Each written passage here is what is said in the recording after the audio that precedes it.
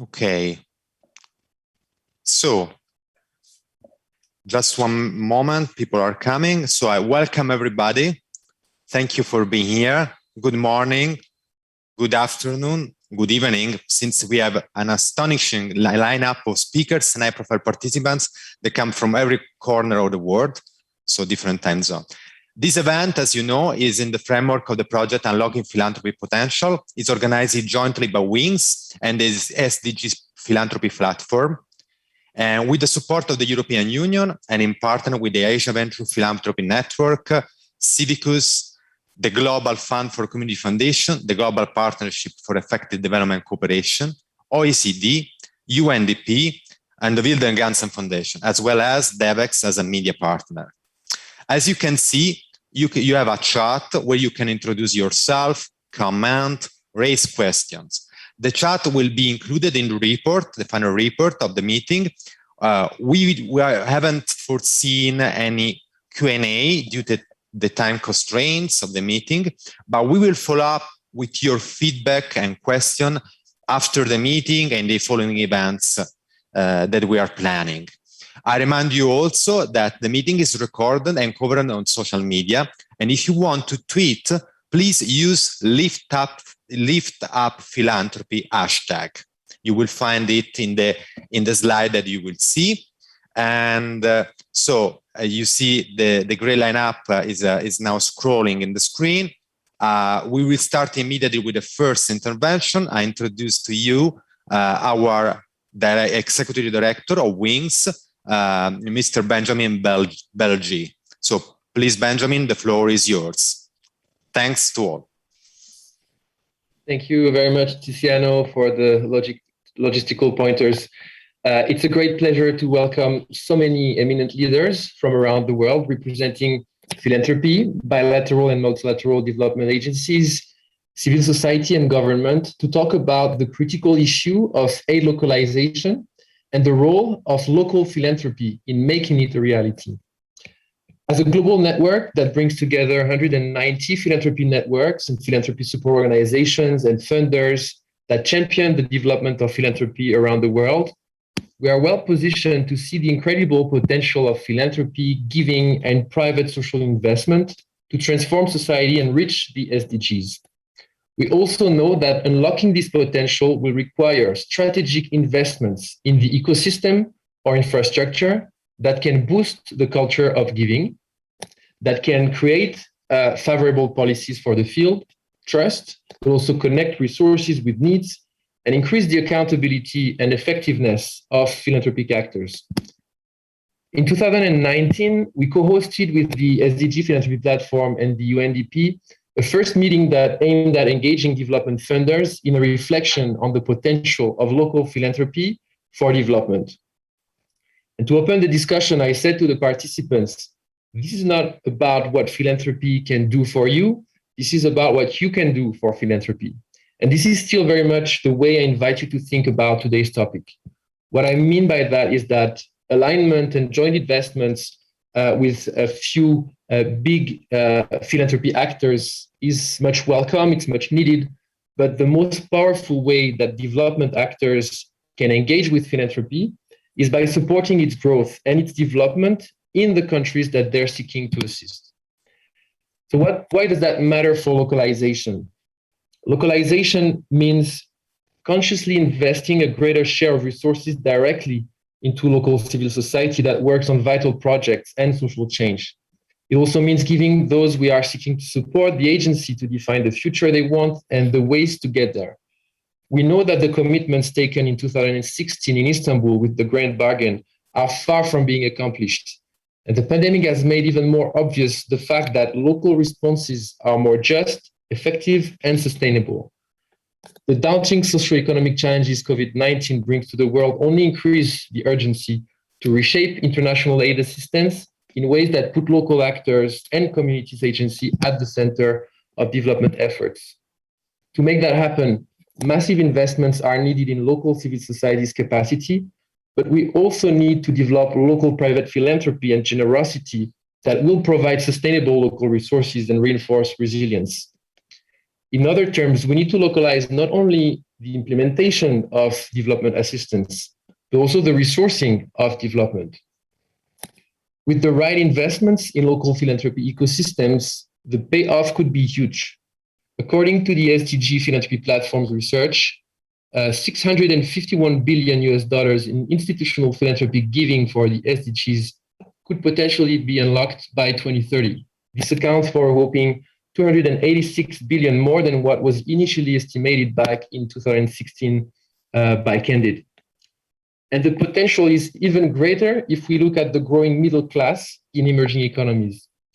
According to Charities Aid Foundation, we could unlock $390 billion per year by 2030 in middle class giving if we had the right infrastructure and the right incentives in place.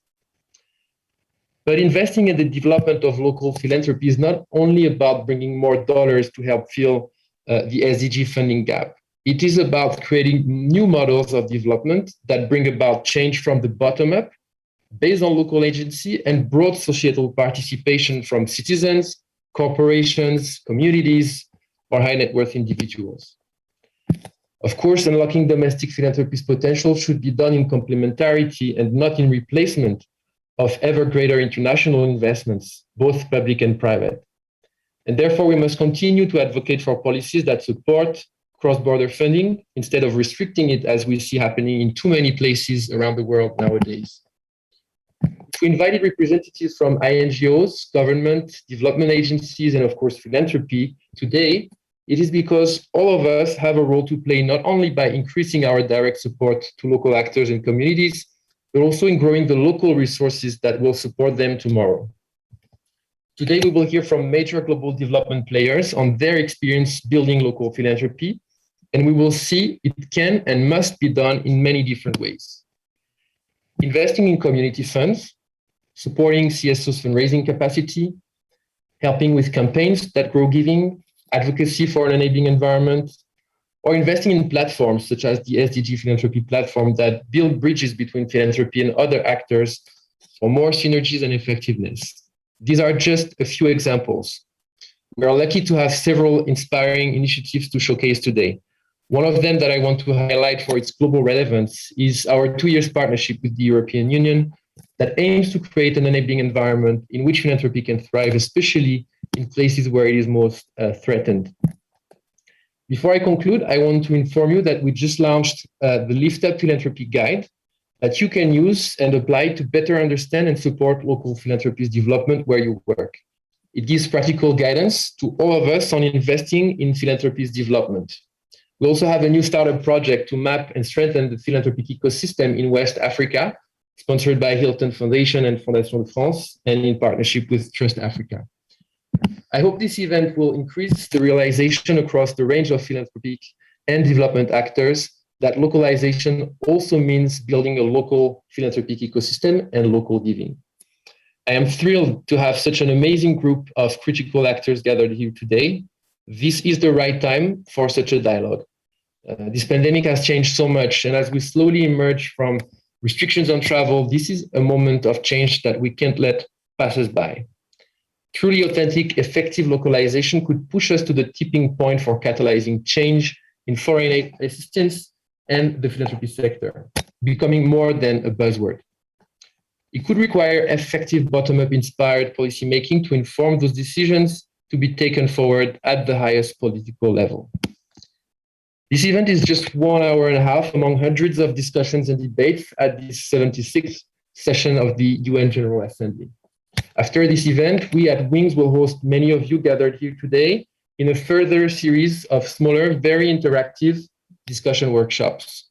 We want to bring segments of the stakeholders together to discuss the specific role they can play and learn from each other.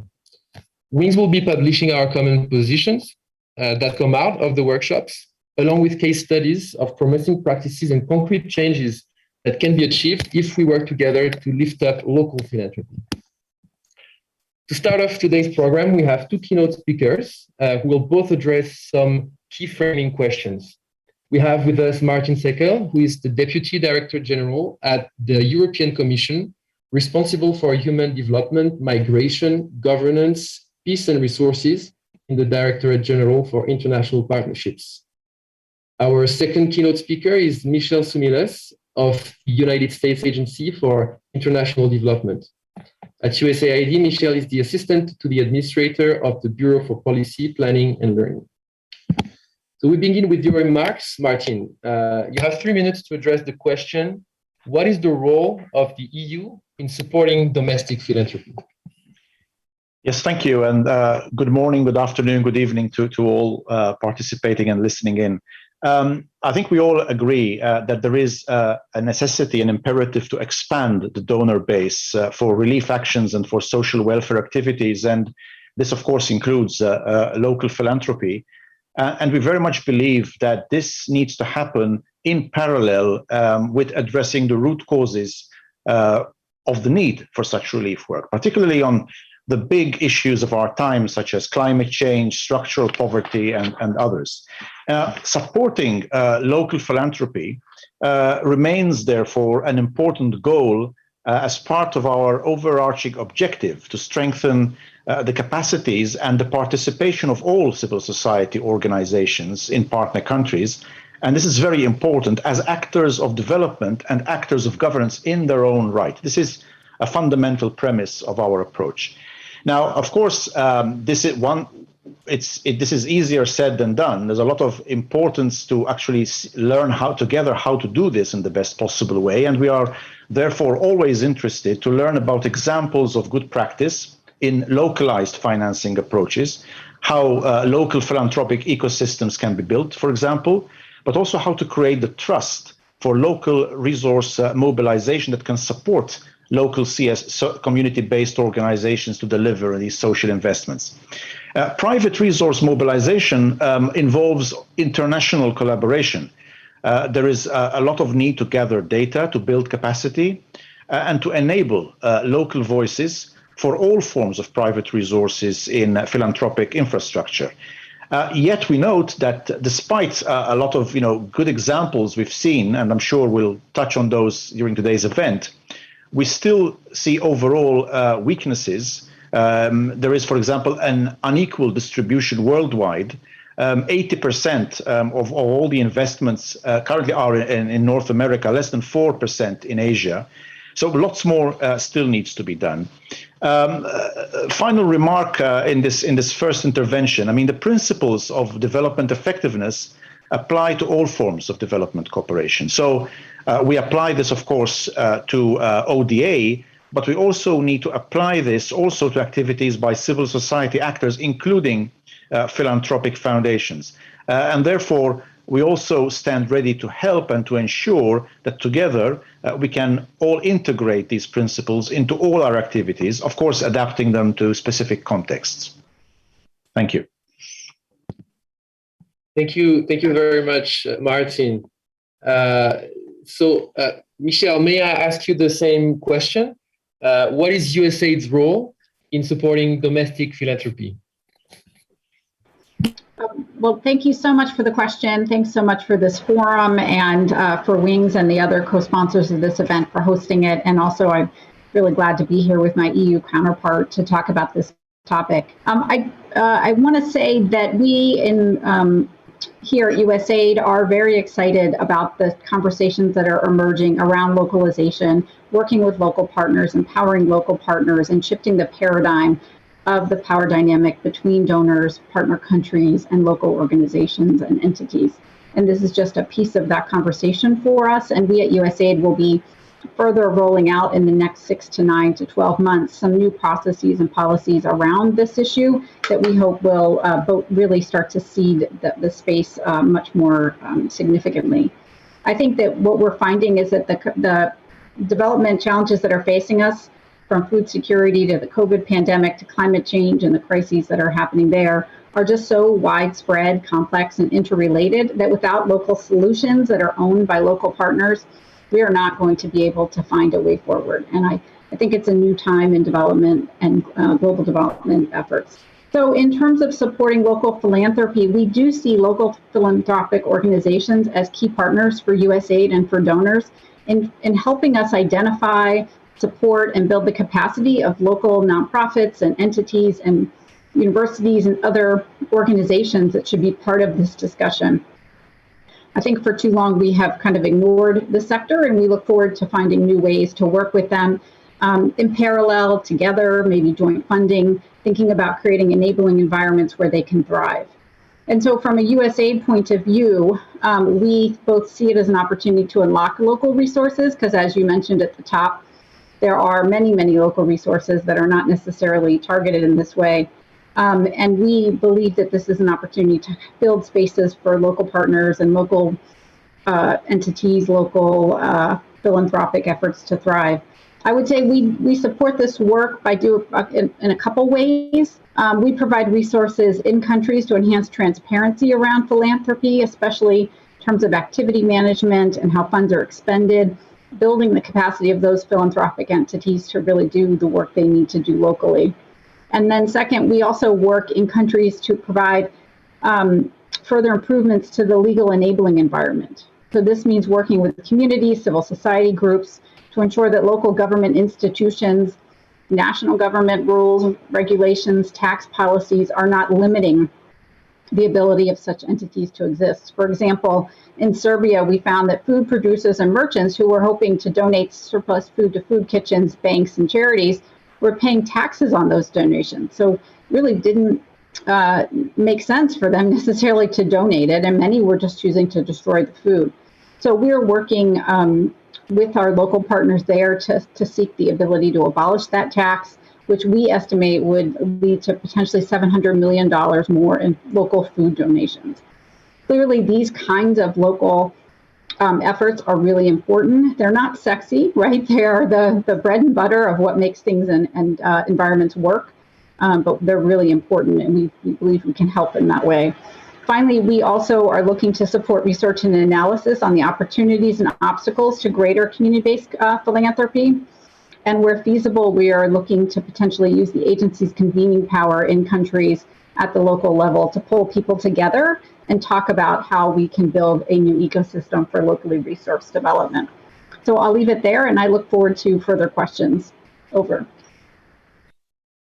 Great. Thank you very much, Michelle, for these very concrete and inspiring examples. In our second question, Martin, can you tell us how can domestic philanthropy be a game changer for localization?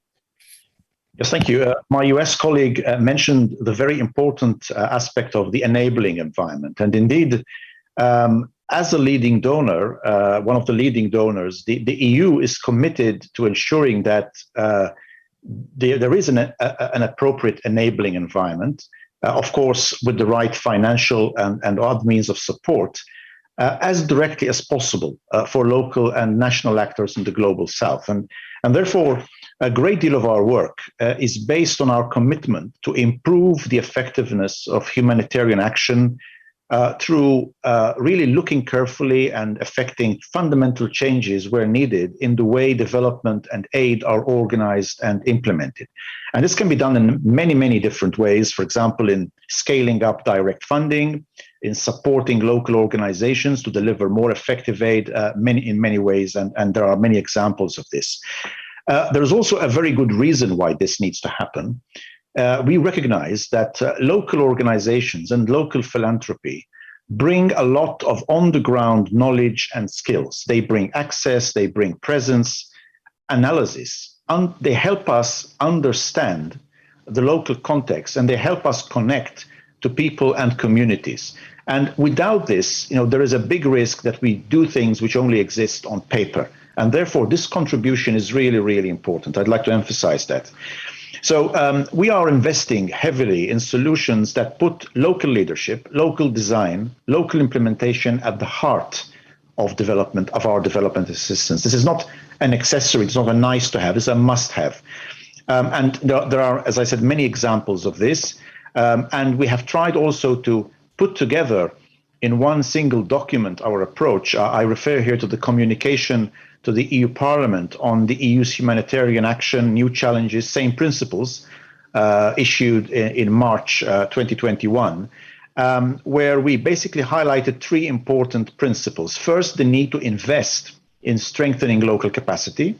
We're building here on a lot of good examples. So providing technical and financial support is very important. Secondly, to shift power and resources to actors on the ground, so supporting localized financing models, such as, for example, multilateral pooled funding mechanisms with a strong focus on local responders, but also encouraging consortia based on equal partnerships and sharing of responsibilities and funding between international and local actors. So bringing together the strengths of all parties and also improving efficiency. We are also, of course, very much committed to continuing support, for example, through our roadmaps for engagement with civil society, through our continued support for framework partnership agreements with selected global and regional CSO networks. This is also important to strengthen their role. And last but not least, I would like to mention here also that we are also taking active steps to reinforce our dialogue. So, for example, we have strengthened recently the Policy Forum on Development, which is our main dialogue forum. It was established way back in 2013, but we've taken steps recently to strengthen it. It brings together no less than 75 global and regional networks from all spheres of activity. And this is a very important resource for us and a key dialogue partner to help us also, as I said, better understand the context and the reality of the work we're trying to do. Great, thank you so much. And I think the reminder about the importance of the enabling environment is very relevant and important, and good to hear you also speaking about the different policies you've concretely decided to implement to concretize this localization agenda. And so, Michel, how would you respond to this question of domestic philanthropy and how you think it can be a game changer for localization? Thanks for the question. I feel a very kindred spirit with my fellow panelist here. I think we are thinking very similarly to as he is on this issue. And it's a continuation, actually, through multiple administrations here in the United States of really valuing our local partners and understanding the need to hear from our local partners at every turn and think about how can we remove the barriers to that conversation that have been built over the years. So I think I just want to say that we understand that finding local solutions and local philanthropy is really key to us understanding and making sure that our resources and our funding is targeted to those issues that are most of importance to folks in the countries where we're working. And so we look forward to partnering with them going forward. We would also note that international foundations play an important role here. We're exploring partnerships with them as they have already been far ahead of us and thinking about how to support local partners and really looking at some of the consortia that are out there that have been developed and figuring out how to build a more local component into some of those. So we're looking at building local processes that are in our own missions, local efforts. We have programs like our Local Works programs and our New Partners Initiative, which we're looking to expand, which really tries to work directly with local organizations, entities, and consortia. We will continue to invest and use local philanthropy as a partner to think about how we can expand and work across sectors to address all the needs in communities. And we will, again, be working on that enabling environment because we feel really strongly that domestic resource mobilization, whether that's for governments or for philanthropy or other entities, is very, very important and something that we should all be supporting to address these systemic and never-ending problems that we're encountering, from climate change to the COVID pandemic to many others. Over. Great, and thanks for reminding the importance to collaborate with philanthropic actors. And we'll hear today from actually some international philanthropic players and also domestic philanthropic actors who play a critical role in building their own ecosystem and the broader field. So we have just a few more minutes for a last question. And so marking this last searching question is, can you tell us how do you see the potential of local giving and local philanthropy for the SDGs achievement? Yes, thank you. As a leading donor of ODA, we invested in 2019 over 75 billion euros. We are, however, conscious of just how much more needs to be done. One of the best ways, we believe, one of the things which is most important, is to really help our partner countries diversify the financing sources available for development. And this is indeed at the heart of our strategy. We have been instrumental to bring together aid, investment, trade, domestic resource mobilization, various policies. And so we are also very interested to explore further, to collaborate, and we are very grateful for the opportunities created by Wings and others for multi-stakeholder collaboration to increase the participation of this sector, to promote, as I mentioned before, policy dialogue, and as my colleague mentioned, very important, to improve the enabling environment for philanthropy worldwide. It's often a very difficult and challenging situation, but we believe this is really the best way forward. Also important to see how we can support the development and professionalization of philanthropy in partner countries.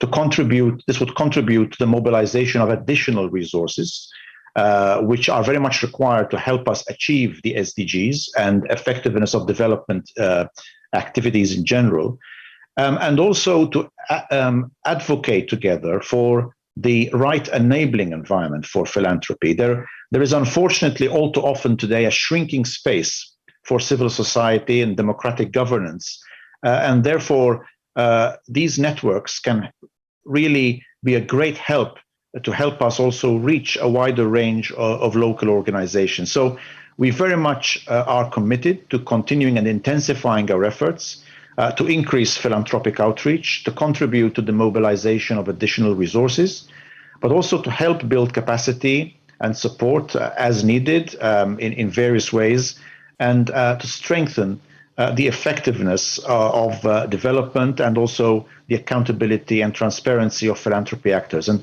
all these, I think, are areas that we can only succeed by working together with our partners in this sector. So thank you also for this opportunity. Wonderful, Martin, and a lot of food for thoughts in those remarks, including the importance of multi-stakeholder partnerships to reach the SDGs. So finally, Michelle, how would you respond to this question on the potential of local giving and local philanthropy for the SDGs achievement? I just want to say, I think local giving, local philanthropy, local voices are central to the success of the SDGs and reaching the goals of those SDGs. We learned that here in the United States, and we've been using the SDGs in some cities and states as key markers for us, and the private sector has been very interested in this. So I just think achieving the SDGs will be a major undertaking for all of us, especially as we live in this COVID pandemic environment. It's going to require donor countries, local actors, the private sector, everyone to be involved. I think one of the things I just want to highlight is earlier this year, our U.S. ambassador to the United Nations, Linda Thomas Greenfield, emphasized that the United States cannot change the culture of philanthropic giving, but we can talk about what it means in the United States and how it can be implemented in countries around the world. And we can also look to improve governance, anti-corruption mechanisms, and other things to promote societies around the world where private resources can be generated, invested, lended, or donated freely and inclusively. I also think that we also think it's very important that we build local philanthropy so that local private sector partners who want to be engaged have places to go, have places to work collaboratively at their local level to share resources and invest them in their local communities. Finally, there are many countries where there is conflict that has been long-standing, and local philanthropies may be a voice and a place that people feel comfortable investing in, and we look to do that in countries that are in crisis, where governance may not be wonderful, where we have weak social cohesion, and we look forward to building those efforts there. So we look forward to contributing, to being part of the discussion, to collaborating, to working in parallel, to overlap with local philanthropies. We'll be looking for new ways to do that. And this forum here today is a really important place for us to be. I think the SDGs are a rallying cry for all of us, and I am, we are challenged by the current environment, but we cannot give up on trying to achieve them. And we will need to use all of our tools in the toolbox to reach them. So thank you again for the panel, and I look forward to hearing the respondents later. Over. Well, thank you so much, Martin and Michelle. I think both of you have provided an eloquent foundation for today's discussion. And it's really encouraging to see that this is on top of your agenda and that you've already actually started to implement a number of initiatives, policies, and projects that go in this direction. And that's critical, as it was, I think, reminded by Martin at the beginning of our discussion. The investments that are needed to build that infrastructure and that ecosystem, especially in the global south, especially where it's most needed, are really lacking, and the field is structurally underfunded. So it's great to hear that this is something you're considering as a priority, and we'll hear from more colleagues from around the world today, also on their approaches and strategies. So thank you once again, and so we'll be hearing a series of reactions and responses to the two keynote speakers, and to guide the discussion. We will have Ingrid Trinat of Ashoka University. She's the founding director of its Center for Social Impact and Philanthropy, and she's also a board member of WINGS. So over to you, Ingrid. Thank you, Benjamin.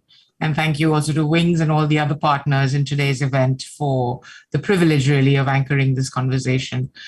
As Benjamin and our keynote speakers have already described, if the need and the urgency and the potential payoff of boosting local philanthropy to expedite the process of aid localization was not already evident, then it's clearly grown much more sharp in the shadow of COVID-19.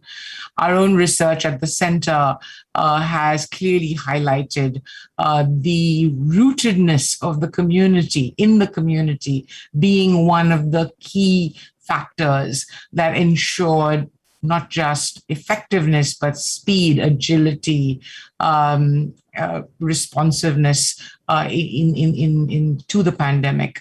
And conversely, again, here in India, the gaps in our local philanthropy ecosystems, be they of knowledge, of networks, of norms, and indeed legal frameworks, really posed incredible challenges to the effectiveness and the efficiency of our response, and is now threatening our progress in really redressing the regression that we've experienced on the SDGs. We have, conversely, a huge opportunity, clearly, to finally make good on the numerous promises and pledges that have been made on this front over several years. And there could not be a better panel of speakers to bring their knowledge and expertise to bear on this question today. You can see them all up there. Welcome, Vivi, Kitty, Peter, Lisa. I'm going to start with you, Vivi. Vivi Yulaswati is an expert on social affairs and poverty reduction at the Ministry of National Development Planning in the Republic of Indonesia. So Vivi, in your experience, how can Global South governments best partner with philanthropic organizations in achieving the SDGs?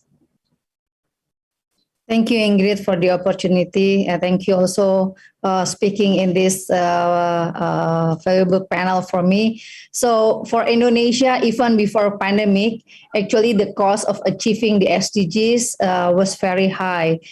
We have developed Indonesian roadmap toward 2030 agenda, and it was estimated in the document around 4.75 trillion US dollar for the highest scenario, and it's leave the financing gap around 1 trillion US dollar.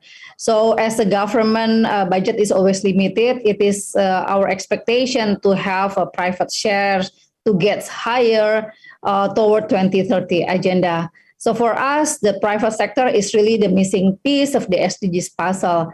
That's why in the recent years, the government and working together with private sectors to implement range of innovations in financing to mobilize a greater investment in and stimulate a greater impact for many projects.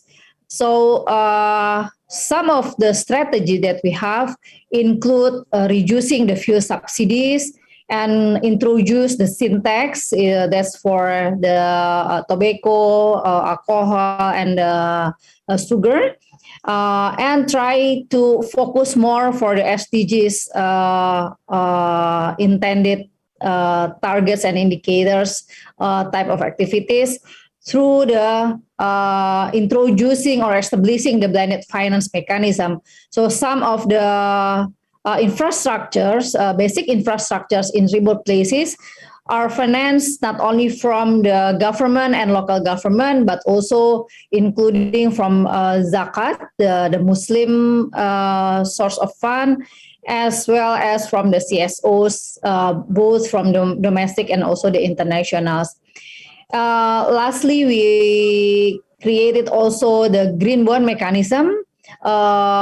Actually, we just launched the SDGs bond a couple of weeks ago, which followed our green suku that have already started in 2017.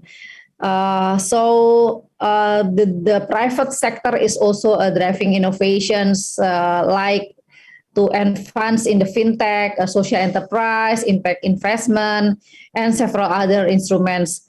Let me go back in the public finance side. Besides the some financing strategy that we do, we also improve the mechanism, like creating budget tagging for the SDGs, climate, and also the gender responsive budgeting that could make us possible to have a pipeline of the projects or activities that can be financed by the privates through the SDGs bond or the green, blue, and also the social bonds. Other things, we also expand or create a link of e-planning, e-budgeting, and the e-monef in order to measure the impact. On the public-private finance, I already mentioned about the green bond and also the blended finance. In addition to that, there is also a climate change trust fund, and also we developed the national strategy for financial inclusion. This is along the line with other effort from the commercial partners, like developing the crowdfunding thanks to the digitalizations that provide us with a lot of crowdfunding platform that makes the philanthropy activities much easier. In terms of the regulation framework, there have been at least like 11 regulations to support the economic of philanthropy that support the CSR and also make firms, I mean the privates, to do the obligation for doing the sustainability report. We have developed the FBI for SDGs. This is the philanthropy and business platform or forum for the SDGs, which provide the opportunity not only in sharing knowledge about the know-how, but also improving the capacity on reporting and also on the measuring the impact. I think that's one more thing. We are now in the process of developing what we call as the SDGs Financing Hub. The intended objective is to have more orchestrate financing initiative to support the SDGs. So from the government and also the business entities, as well as the non-profit NGO, we have quite big potential, but then in many cases, many of them are working in silo. So by developing the SDGs Financing Hub, providing a pipeline of activities and see the gap, not only in terms of achieving the goals and targets, but also gap in the financing as well as in places, because we are still having some remote places that really lag behind, we could try matchmaking a project and the finance in this regard. Other thing that we through the financing hub, we try to obtain a helicopter view on the financing need as well as the project, particularly toward 2030 due to the COVID that create more a bigger gap. I'll stop here. Thank you. Thank you, Vivi. I'm going to turn now to Kitty van der Heijden, who is Director General for International Cooperation at the Ministry of Foreign Affairs of the Netherlands. Kitty, I know it's going to be hard to do this in 5 minutes, but I'm going to ask you to talk to us really about this fantastic new Power of Voice program that you have launched. What is it that motivated it, and what are you learning about localization in the process? Look, Ingrid, you're asking the million-dollar question. I could talk about this for 5 days, but I'm going to stick to the 5-minute limit. Don't worry. I think those of you around the table, most of you will know that we were a strongly committed donor to civil society. We have it in our genes, I would almost say, to believe that a strong and diverse civil society is essential for well-functioning, for inclusive society, also because they hold the feet to the fire and make sure that institutions, whether private sector or government, so as myself, are held accountable. And in working with civil society, what we really aim to work at is to make sure that there's more ownership, but also more control by civil society organizations. And you can do that in a variety of ways. Direct funding to civil society, local civil society is one, but it's also about actively addressing power dilemmas in our conversations. And I can assure you, these aren't always easy discussions.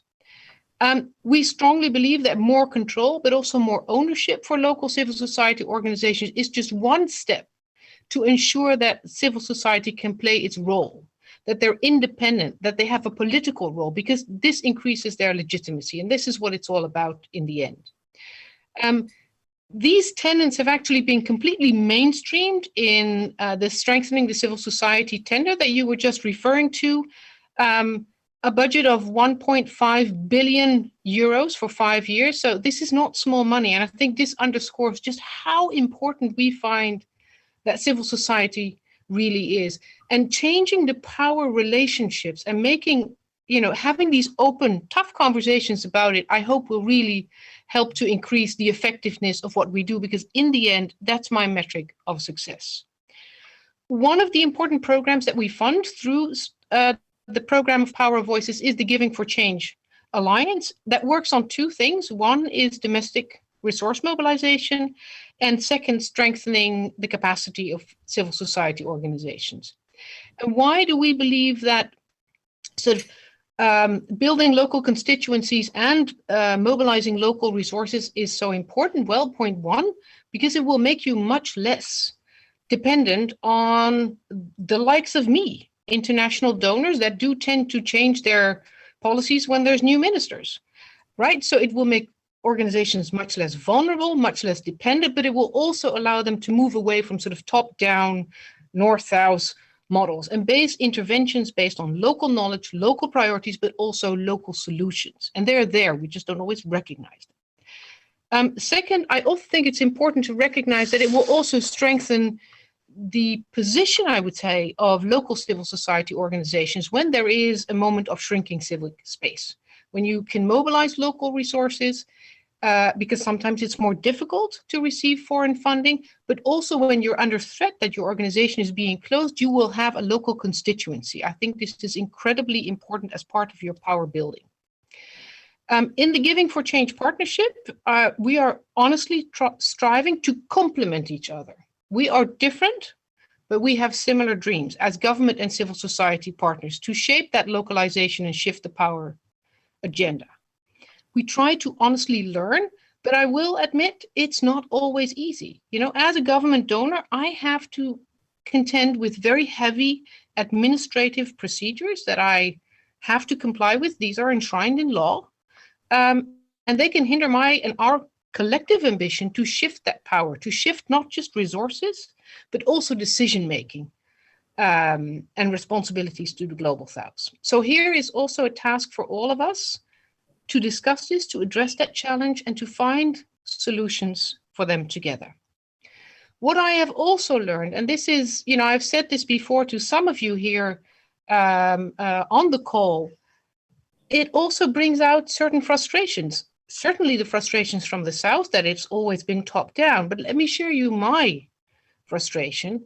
I don't just want to be seen as a bag of money. Yes, I am a donor, but don't treat me as if I'm the ATM. I am a partner. I am sharing dreams and aspirations of local civil society. We want the same thing. I want to not just bring money. I want to bring the power that I have with diplomatic instruments, with the networks that I have, with the connections that we have, including with the host government, that may sometimes make the life of local civil society actors more different. So let's look at the multitude of roles that we have.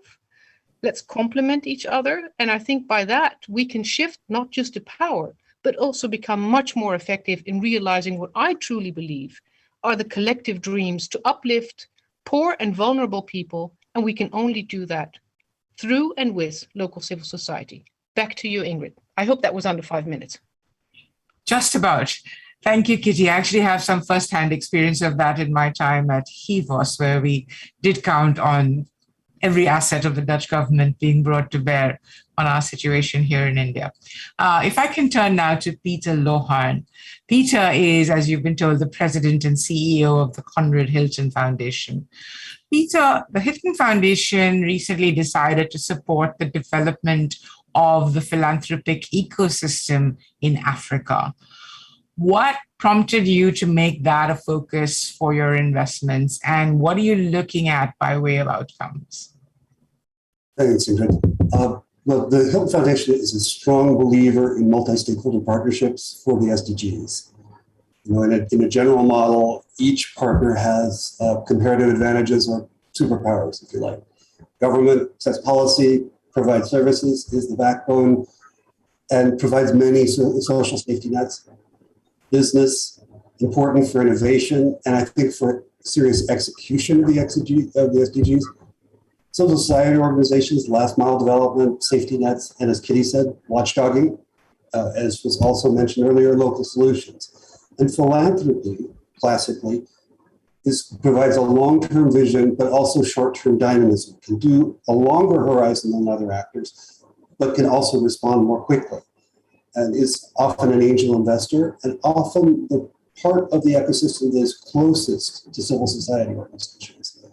The SDGs are too big for any single actor, including any organization represented on this call.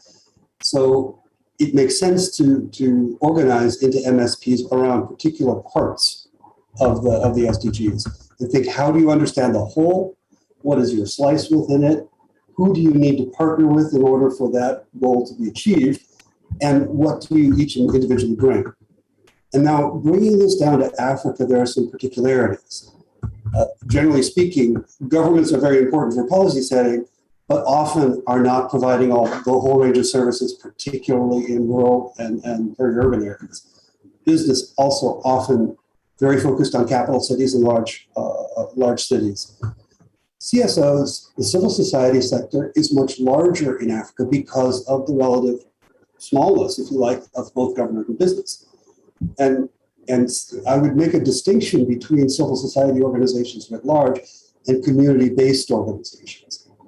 CBOs are an abundant and renewable resource, social resource in Africa. You can find them in every community, no matter how small.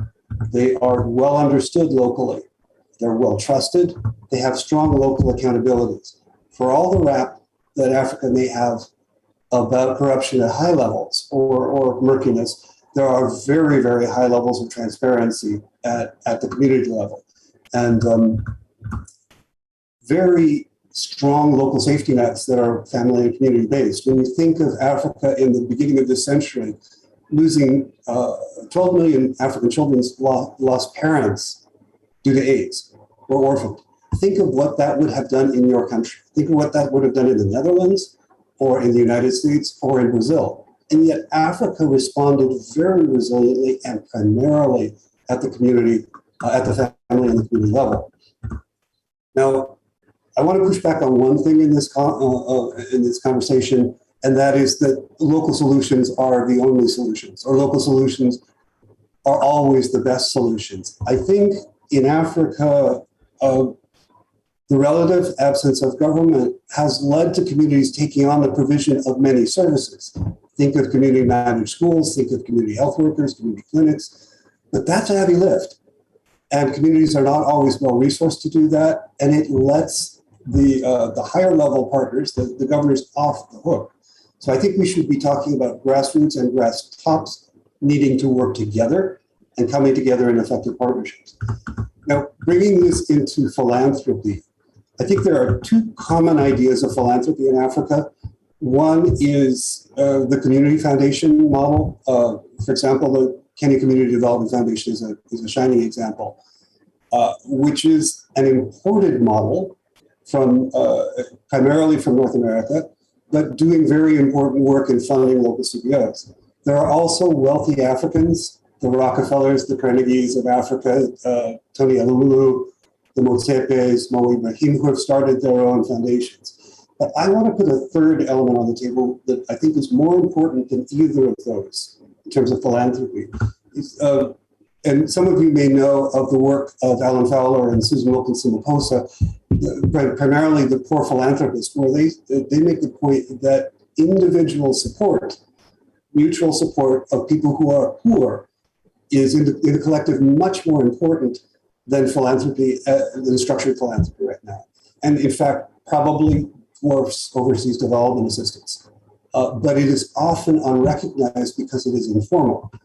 And it has the same strengths as CBOs, a strong solidarity reflex based on relationships and trust. It's understood, it's easily called upon. It's what ordinary people use when they are in crisis. And now, when we think about this, how does it fit with localization? Well, first of all, there is a tremendous resource that is not being factored into the equation at the community level, and it should be. If we accounted for the resources in this economy of mutualism, it would change the picture of what localization actually is and needs to be. And it would make it much more attractive to global funders to be pairing their resources with the resources at the grassroots. I think we also need to say that funding flows from global donors are often artificially constrained. The fact that the humanitarian sector is a $25 billion annual enterprise and less than 1% of that gets to local organizations is a recognized scandal, but one that doesn't have a solution yet that people are backing well. And that we have the wrong calculus of risk in investing in local organizations. And Ingrid, this is a long way of getting back to your question, what were we trying to do in investing in the philanthropic infrastructure? First, that to help bring in a real important missing piece or poorly integrated piece in the attainment of the of the SDGs.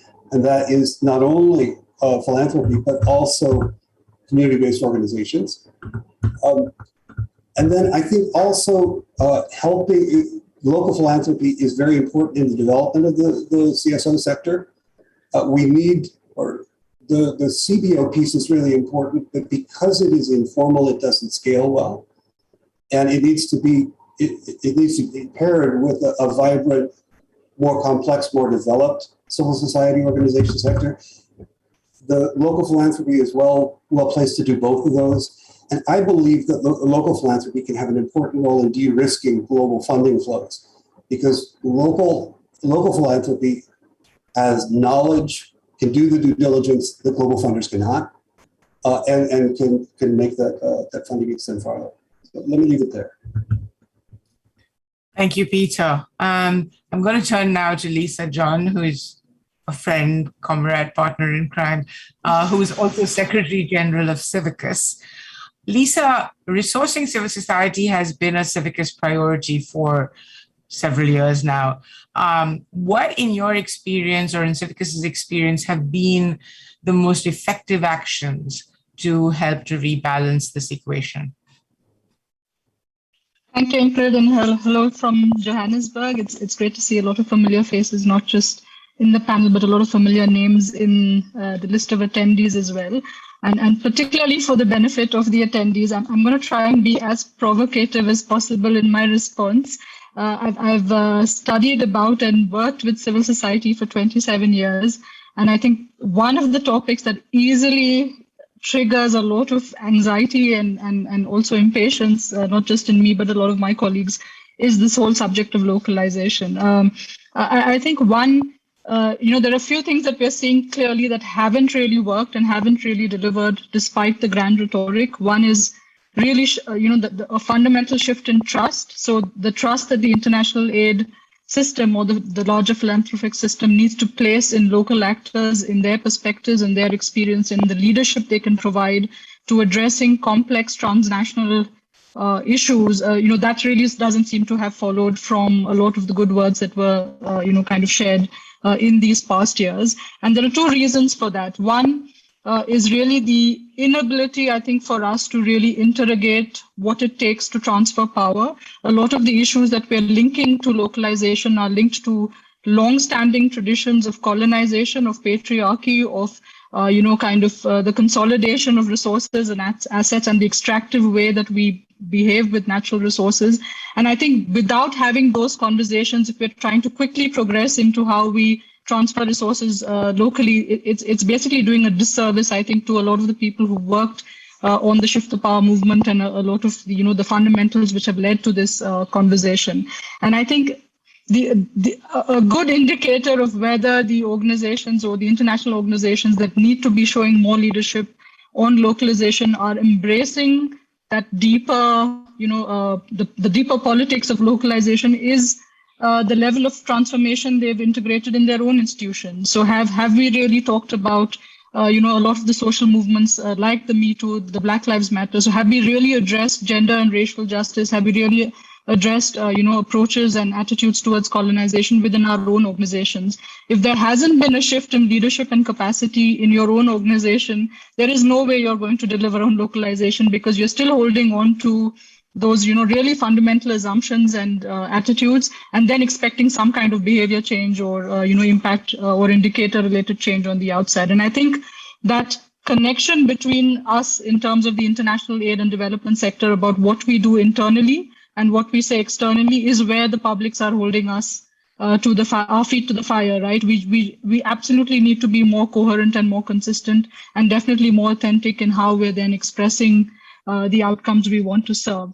So in doing something better or doing things better in relation to localization and local philanthropy, I think the three things that really strike us the most from our work at CIVICUS and the work that we do with our peers and partners is one, the recognition of civil society and their role as a whole. So I think many of us feel very frustrated with this argument that somehow this claim to resources, resources that need to be diverted to southern local organizations has to be from a mindset of scarcity and a sense of competition with our northern peers. That is not the way that this kind of dialogue should happen. It's really not about challenging the resourcing that goes to the global north in terms of northern civil society. It's about challenging why the overall packet for civil society is shrinking constantly, across the board, whether it's in terms of public or private, kind of donations or grant making, and expanding that pool and then seeing who's best placed and how we're best placed to share, amplify, and expand those resources. And I think this false dichotomy where we're caught in this competitive spirit against each other is actually part of the whole civic space restriction game, right? We're kind of spending a lot of time undoing each other's work or recognizing the linkages between each other's work rather than reinforcing the whole.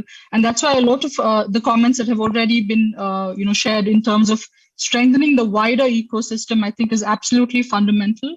But we need to do it in a way that moves us away from a support and rescue mindset and more into a solidarity mindset. And in terms of a solidarity mindset, then we're looking at a long journey. We're looking at bold reforms in terms of the way that we resource civil society. We're looking at a much more complex and connected way of, designing and delivering solutions to some of the greatest challenges in the world. But having said that, I think even the vaccine access situation is evidence that we would choose self-preservation over common sense, and of course the common good. And therefore, I think for all of us here, there's this really, really important need to integrate the narrative of civil society relevance as a whole in all aspects of our work, to really challenge the competitive siloed way in which we are resourced and we are forced to operate. And then finally, I think really look at rights-based approaches to philanthropy. So it's not enough for people to start like rushing to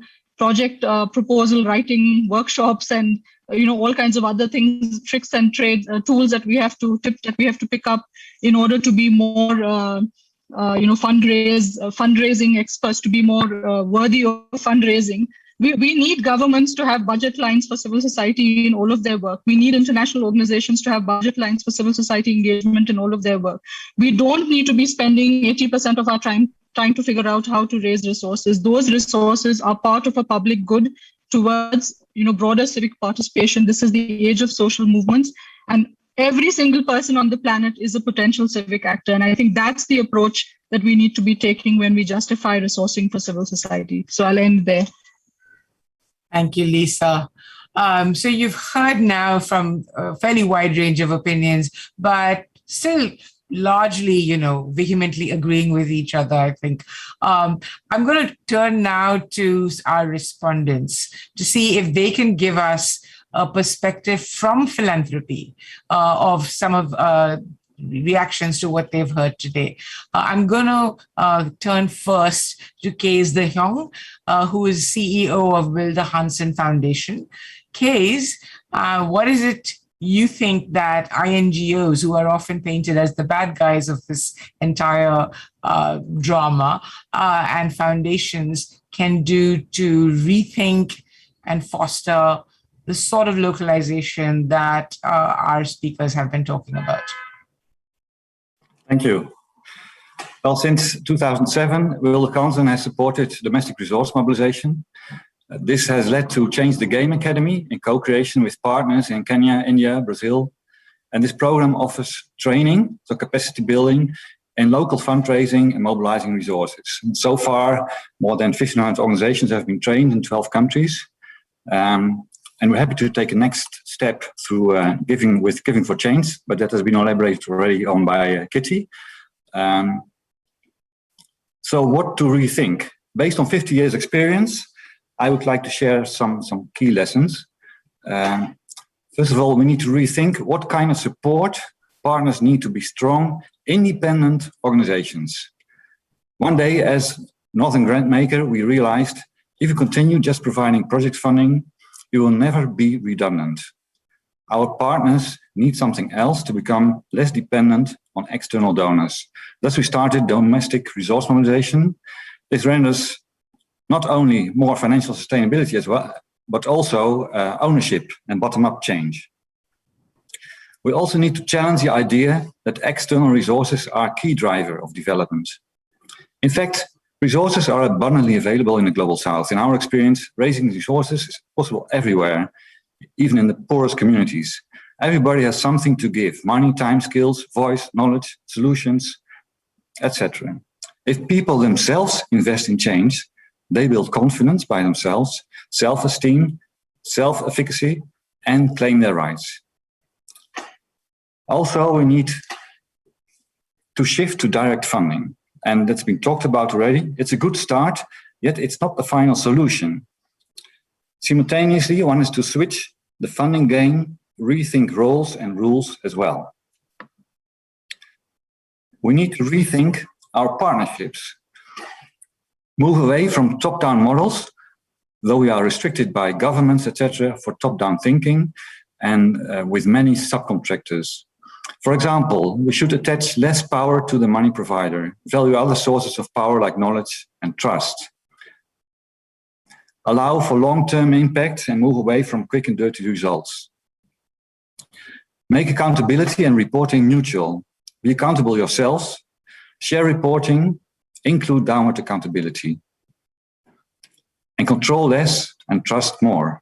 Adopt more business principles like Covey's speed of trust.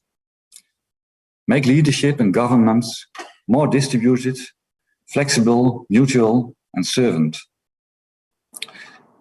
Further, we should rethink our roles.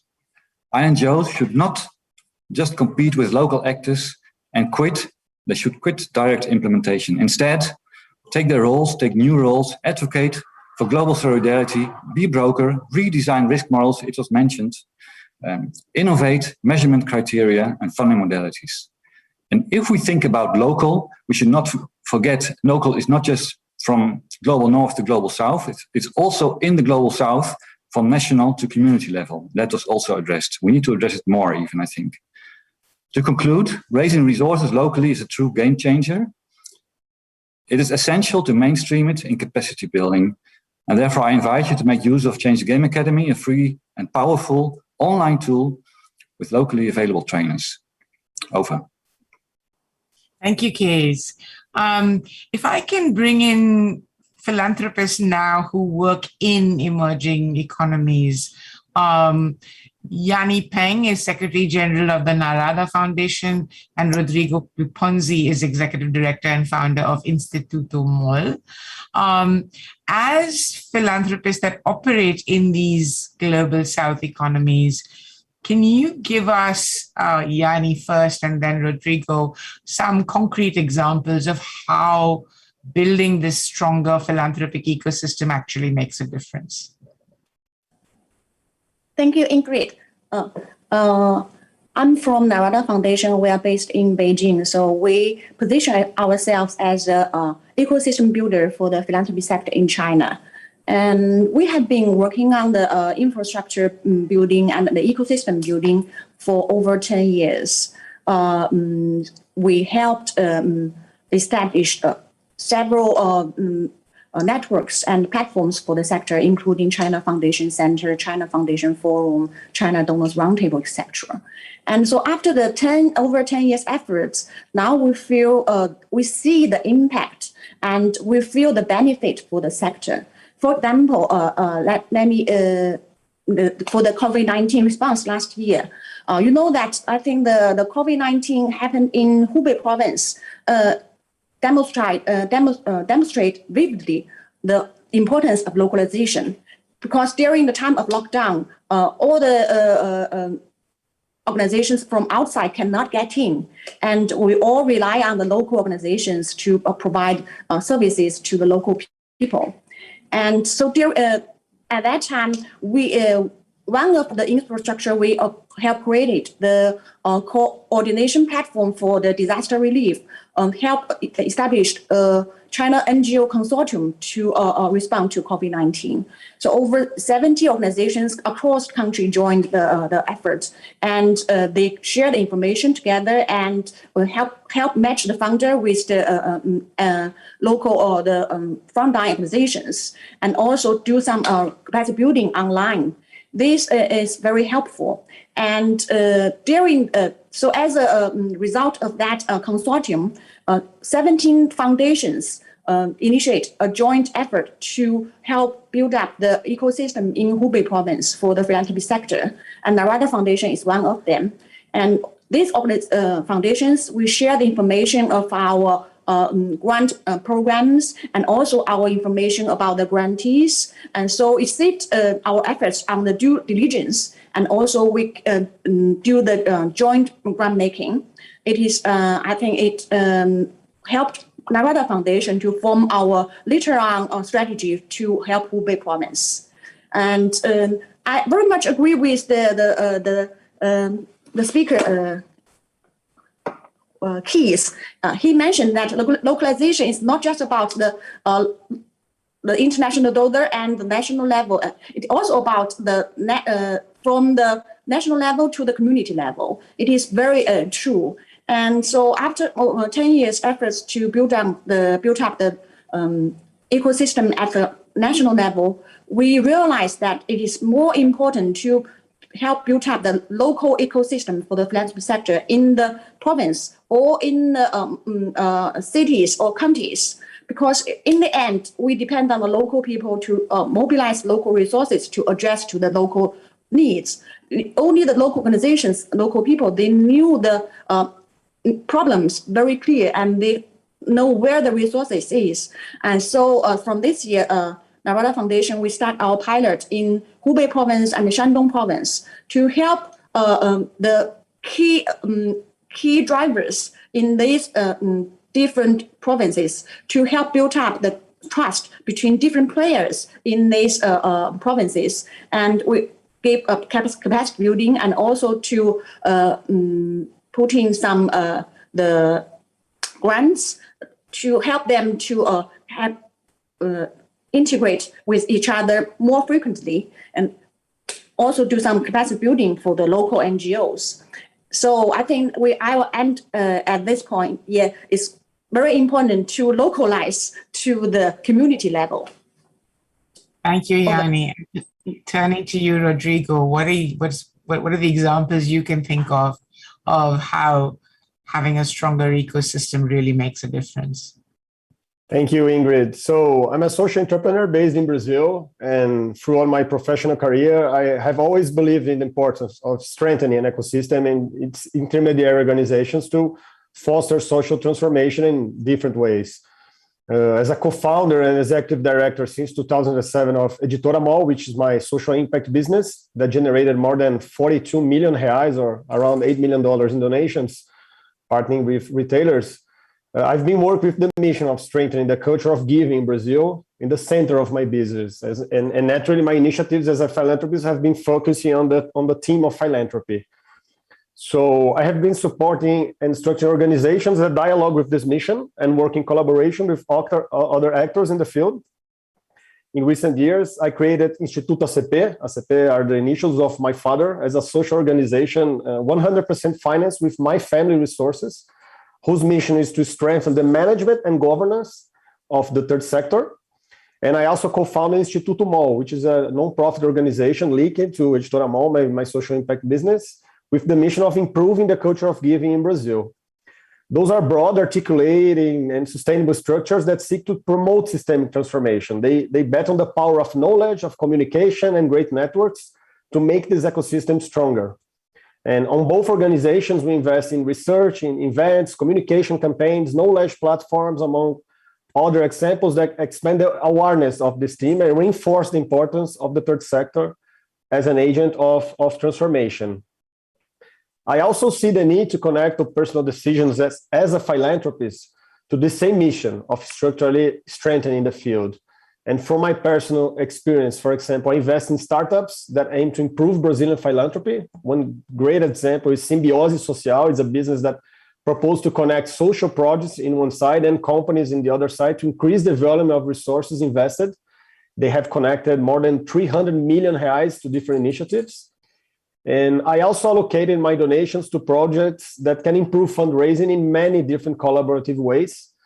As examples, during the emergency of the pandemic last year, I can highlight donations that I made to the Emergency Health Fund here in Brazil, which is created by Aegis and partners, which structure support for dozens of hospitals connected to the public network. They raised more than 40 million reais from companies and individuals. And also the creation of a platform called Family Support Family. It's a crowdfunding platform that allowed thousands of families to donate more than 30 million reais transformed into food and hygiene products for vulnerable communities. I think those are great examples that were possible given the existing infrastructure for such initiatives. So I have no doubt that important steps are being taken towards structuring an ecosystem for a stronger culture of giving here in Brazil. Of course, driven by a wave of solidarity caused by the pandemic that sparked important debates on the participation of companies and people. But I really believe these are movements that increase the reputation and the integration between the actors in this field, and they improve the agility in launching initiatives, in scaling and spending the results, and in a more strategic allocation of resources. So I really believe we are on the right path here in Brazil. Thank you, Ingrid. Sorry. Thank you, Rodrigo. Thank you, Yanni. Thank you, Kees, for reminding us not only that it's not just the grassroots that matter, there's also this very significant intermediary layer that plays a critical role in multiplying really the impact of all kinds of aid and philanthropy. I noticed that we're exactly 5 minutes over time at this moment, so I'm going to hand you over to Marcos Neto, who is Director of the Finance Sector Hub at UNDP, for some concluding remarks.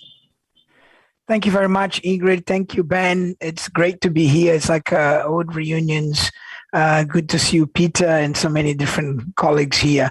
So I have the ungodly task to close us off in like 3 minutes or something like that. And it has been a fantastic conversation. And I think we had the opportunity to hear from many colleagues from across the world who have shared value, insights, and experience in how we can lift up philanthropy to support localization and achieve the SDGs. By boosting local philanthropy, we can work with and enable communities to identify their own priorities and define their own impact, empowering them in decision-making and ensuring their voices. We're joined today by a diverse range of global actors, the EU, USAID, public authorities, global and North and global South, and international and local philanthropy, as well as civil society. This is not by mistake. We believe that only a vast alliance of stakeholders can make a difference. As Kitty said, we all have the same dream. With only 9 years to achieve the Sustainable Development Goals, it is paramount that we shift from talking about what we will do to acting and engaging in innovative new approaches to achieve success and support locally led philanthropy.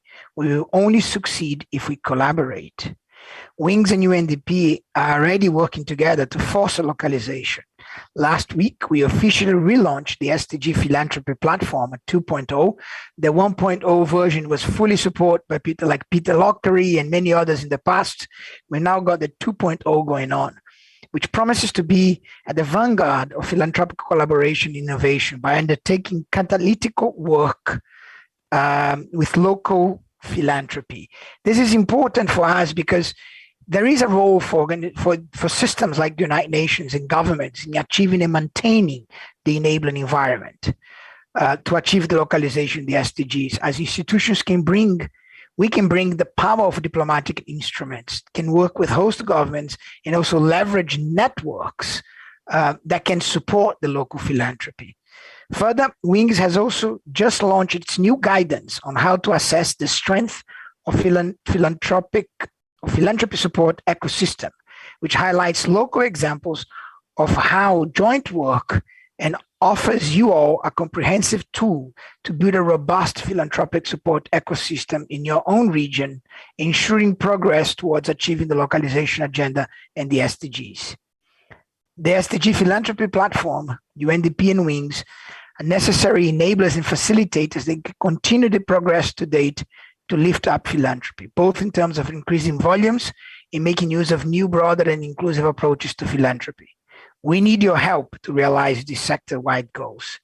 Today's event is the beginning of a conversation which will be followed up by a series of workshops over the coming 6 months to continue those multi-stakeholder discussions. I thank each of our speakers and participants and look forward to our onward collaboration. Thank you very much. It has been a pleasure to listen to you all. And as was said, and I'd like to close again because it's quite inspiring. We all have the same dream. Now we need to make the dreams a reality. Thank you very much. Thank you so much, Marcos. And I really want to express my grateful appreciation for the thoughtful discussion we've had today. Thank you to our co-organizers, the SDG Philanthropy Platform and the European Union. And a heartfelt thank you to our partners for this event, the Asia Venture Philanthropy Network, CIVICUS, the Global Fund for Community Foundations, the Global Partnership for Effective Development Cooperation, the OECD, the UNDP, and the Wilde Ganzen Foundation, and Devex as well. Thank you very much, and we look forward to the next steps of these conversations with all of you.